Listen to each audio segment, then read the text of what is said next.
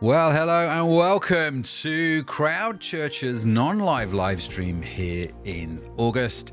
My name is Matt and I just wanted to jump on here before we get into the talk and let you know what's going on. Now, this isn't your usual crowd service, and that, if I'm honest, is completely intentional. If you are a regular to Crowd, you will have twigged that this isn't the usual live. There's no me fluffing lines or figuring out technical difficulties or Anna laughing at me when I do because something has gone completely wrong. And you definitely won't be getting Conversation Street today. But here's the thing. August for Crowd is different, isn't it? So it's different for everybody. Half of us usually are somewhere hot trying to forget what the weather's like back home, especially if you live in England. And the other half is wondering why we didn't book something ages ago. So instead of pretending everything's normal, we've done something a bit different. Yes, we like to do the non-live live streams in August where the whole team gets to rest and recuperate. But we obviously still want to put stuff out for people to connect with. And this year, our August talks are pre-recorded as usual, the non-live live stream. You can watch them whenever you like, whether that's Sunday morning with, a cup of tea, or Wednesday afternoon when you're avoiding doing something important, whenever we just don't mind. This August, we're exploring something called sacred rhythms, looking at how biblical festivals offer us a completely different approach to rest, to celebration, and actually living life well. I thought this would be a really good thing to study whilst we do our normal holidays. Like, what does the Bible have to say about taking a holiday? And in a culture that's obsessed with, working ourselves into the ground and then collapsing for 2 weeks somewhere with overpriced cocktails, maybe, just maybe, the Bible has a better way. Maybe there's some ancient celebration that knew something that we've forgotten about. Like, what does it actually mean to truly rest and to celebrate and to recover? So that's why we're doing this. So settle in. This one's just for you. No pressure to participate. No need to unmute yourself. Just space to think about how God might want to reshape the rhythms of your life. So let's dive in.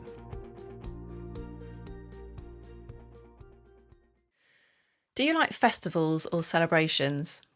A few months ago, my husband Matt and I went glamping at a family music festival in Yorkshire. It was a great time to slow down, enjoy the outdoors, meet new people, listen to music, browse through locally created handicrafts and eat locally produced food. During August, we've taken some time to look at the festivals in the Old Testament.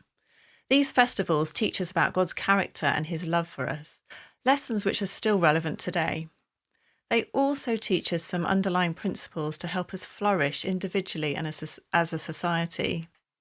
To illustrate just how radical the principles of some of these festivals can be, I want you to imagine the following. Imagine the government announced that from tomorrow, your mortgage will be cancelled, your student loans cleared, credit card debt wiped out, and if you're renting, you get handed the keys to your own place for free. You'd probably think the government had lost the plot, wouldn't you? It sounds too good to be true. But 3,500 years ago, God designed exactly this kind of system for an entire nation, and it wasn't a one-off. It happened every 50 years like clockwork. This was known as the Year of Jubilee, God's radical reset button for society, and it's the festival we'll be looking at today. To be honest, when I was first given this topic to talk about, my heart sank. Because I've heard bits about Jubilee before, and I kind of understood it, but on another level, I really didn't. It didn't excite me. But as I've studied it and wrestled with it, it's challenged me in so many ways, and I've come to see some of the beauty and depth of what the Year of Jubilee is about. The Year of Jubilee was a special celebration in ancient Israel that was to happen every 50 years. Kind of like a reset for the whole nation. It was a time when people got a fresh start. And I think that sounds amazing. But how did this actually work? How do you suddenly have a reset year that is just and fair and that doesn't cause everything to collapse? I think it might only work if you built ideas of rest and reset into the heart of the nation. And I think that's what God did. The Year of Jubilee is described in Leviticus 25, and we'll look at the opening section through the chapter, although the chapter goes into much more detail. So here it is. It says, count off 7 Sabbath years, 7 times 7 years, so that the 7 Sabbath years amount to a period of 49 years. Then have the trumpet sounded everywhere on the 10th day of the 7th month. On the Day of Atonement, sound the trumpet throughout your land. Consecrate the 50th year and proclaim liberty throughout the land to all its inhabitants. It shall be a jubilee for you. Each of you is to return to your family property and to your own clan. The 50th year shall be a jubilee for you. Do not sow and do not reap what grows of itself, or harvest the untended vines, for it's a jubilee and it's to be holy for you. Eat only what is taken directly from the fields in this year of Jubilee. Everyone is to return to their own property. If that sounds a little confusing, let me explain. So the Sabbath mentioned is a weekly day of rest. The Sabbath year expanded this to a year of rest every 7 years, when it was not just for rest, but debts were forgiven and slaves were released. The Jubilee, which happened every 50th year, was not only a year of rest, but a year of complete reset as well, even more radical than the reset in the Sabbath year. And I'll explain that in more depth a little later. We can see God built rest and reset into the heart of his people by giving them a chance to constantly practice it. Now, I need to pause here because I mentioned slaves. That slaves were released during the Sabbath year. And I think it's worth clarifying that what that actually means in context. When we read the word slave in the Bible, our minds immediately go to the horrific transatlantic slave trade or modern human trafficking, and rightly so. That kind of slavery is an absolute evil that God abhors. And there are some tricky passages in the Bible around slavery. But what I'm talking about here is something completely different. This wasn't about racial oppression or people being treated as property. This was more what we might call indentured service today. So if you're an ancient Israelite and things had gone badly wrong financially, maybe your business had failed, maybe there'd been a drought, maybe you've made some terrible decisions like my husband Matt did early on in his business ventures. You owe money you simply can't pay back. In our world, you might declare bankruptcy or have bailiffs turn up at your door. But in their world, you would choose to work for your creditor to pay off the debt. You would become their servant, but with strict protections. The law said that you had to be treated as a hired worker, not property. You kept your dignity. You could buy your way out any time if you got the money or if your family got the money. And crucially, and this is massive, it can never be permanent. Every 7 years, all of the Israelite slaves went free automatically. And every 50 years, in the Year of Jubilee, everyone was released regardless of how long they'd been working. Compare that to our system today. How many people do you know who are essentially enslaved to their mortgage for 30 years, or trapped in jobs they hate because they can't afford to leave, or trapped in poor housing because they can't afford better? At least the ancient Israelites knew that there was always an end date to their situation. God knew that even with the best intentions, people would end up in desperate situations. Life happens, bad decisions get made, circumstances change, stuff happens to us. And his response wasn't just to shrug and say, well, that's their own fault. His response was to build hope into the very structure of society. No matter how bad things got, no matter how trapped you felt, you knew that Jubilee was coming. Liberation was written into the calendar. That's the heart of God, who sees people suffering and refuses to let it be permanent. So every 49 years, every 7 cycles of Sabbath years, a trumpet was sounded on the Day of Atonement, the most sacred day in the ancient calendar, dedicated to reflection, seeking forgiveness, and renewing the relationship between God and his people. The sounding of the trumpet signalled the start of the 50th year, the Year of Jubilee. This was meant to be the year of complete reset, not just of rest like the Sabbath year, but so much more.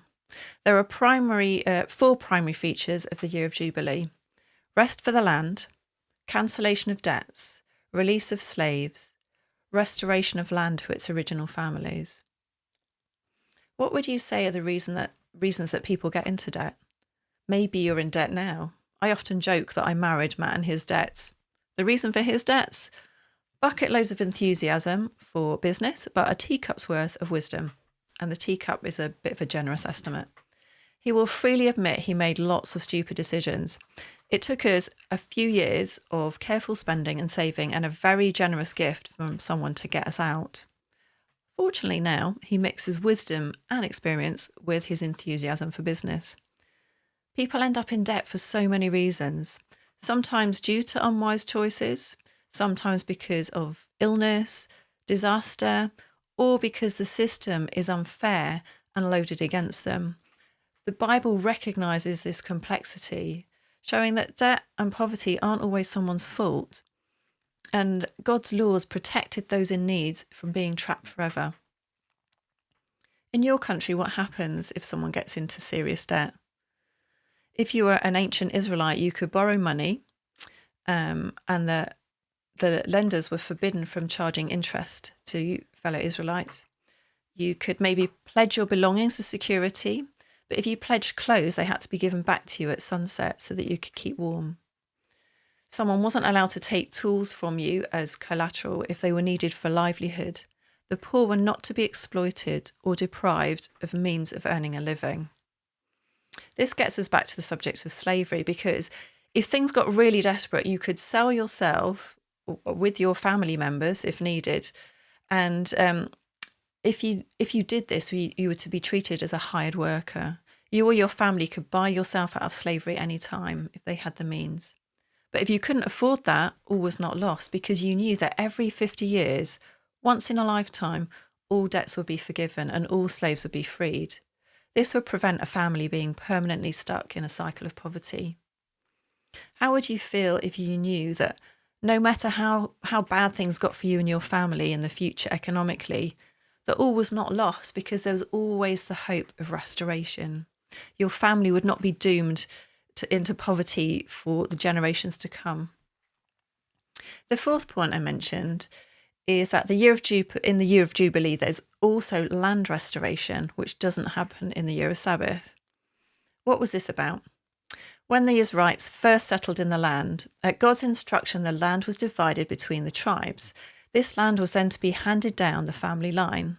The land would provide a place for each tribe to live and a way to earn a living. If you got into serious debt, you could sell some of your land, but as the land was a means of feeding yourself, if you had less land, this could potentially lead to more poverty. It would be a downward cycle, except that in the Year of Jubilee, the land would be restored to its original owner.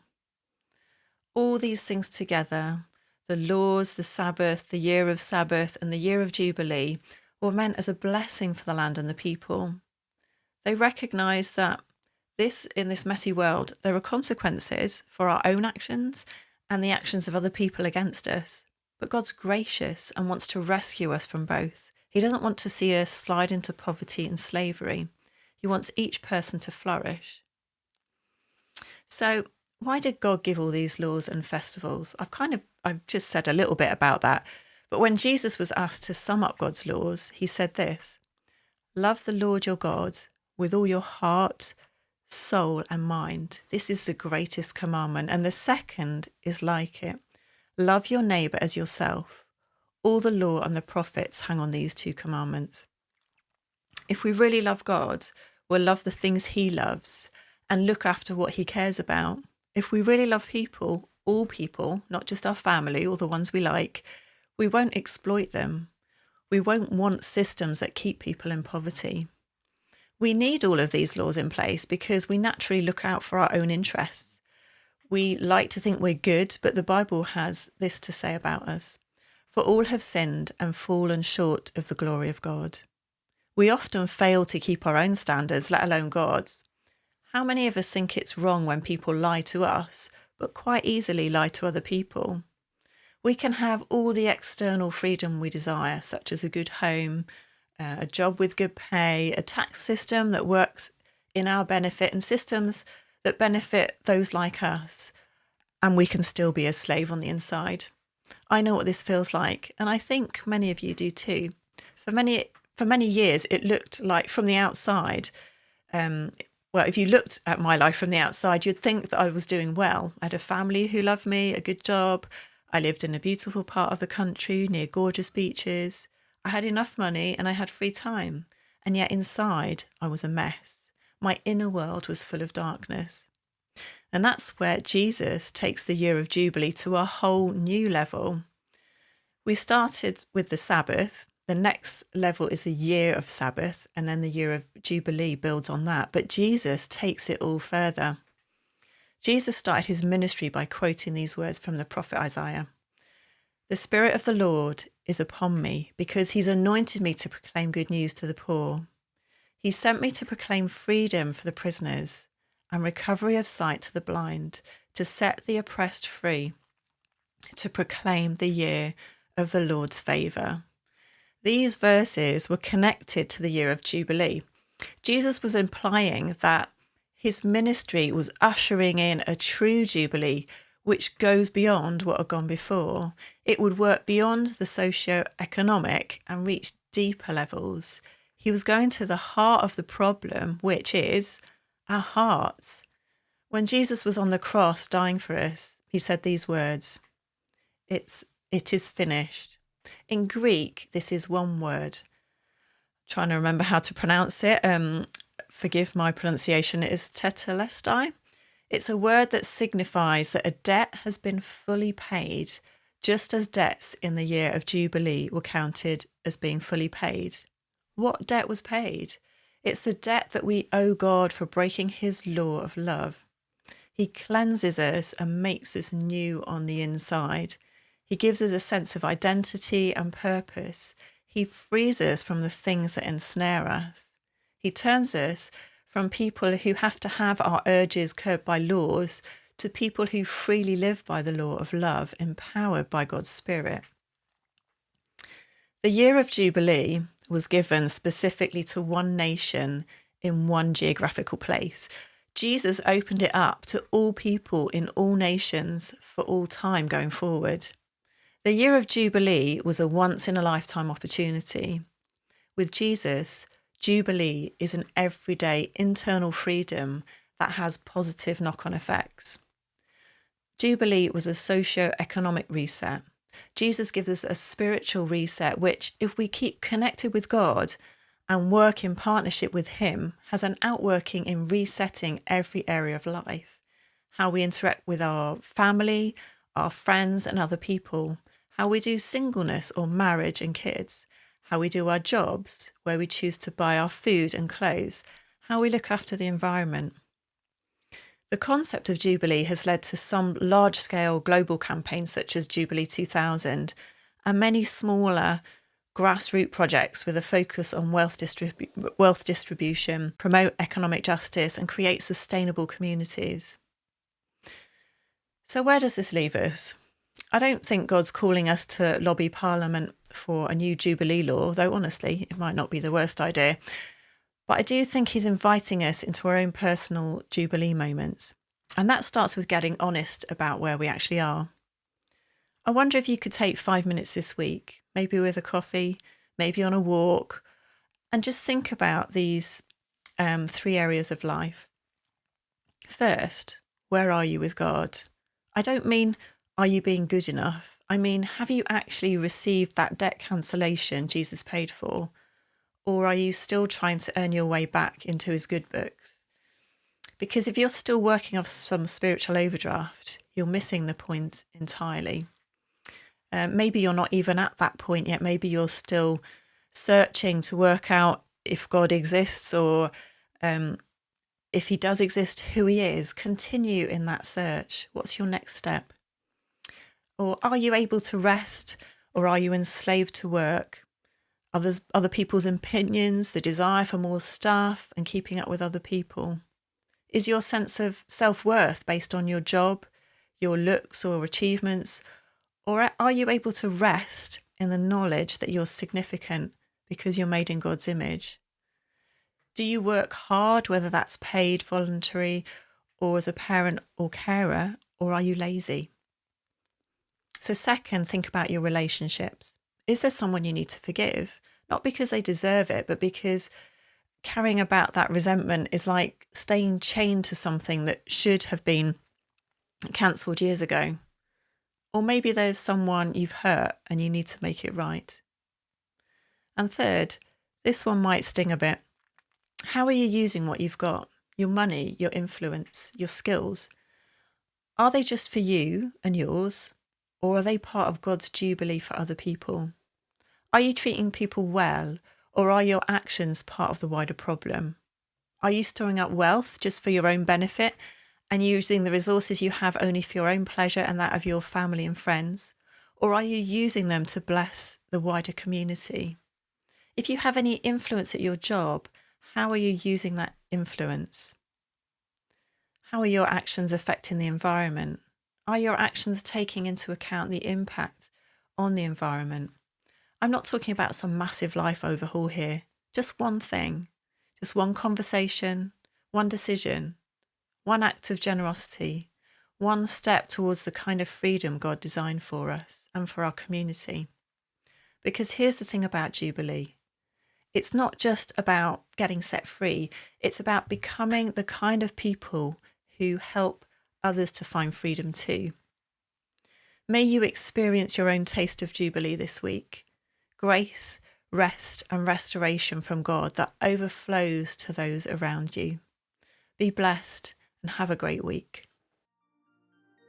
Well, thank you so much for joining us. And there we are, the end of this particular talk. Now, if you're a regular to Crowd, this is a bit where we go into Conversation Street. But like I said at the start, we're not doing that during August in our what we call the non-live live streams, where the team is just taking some well-earned rest and just hanging with their families.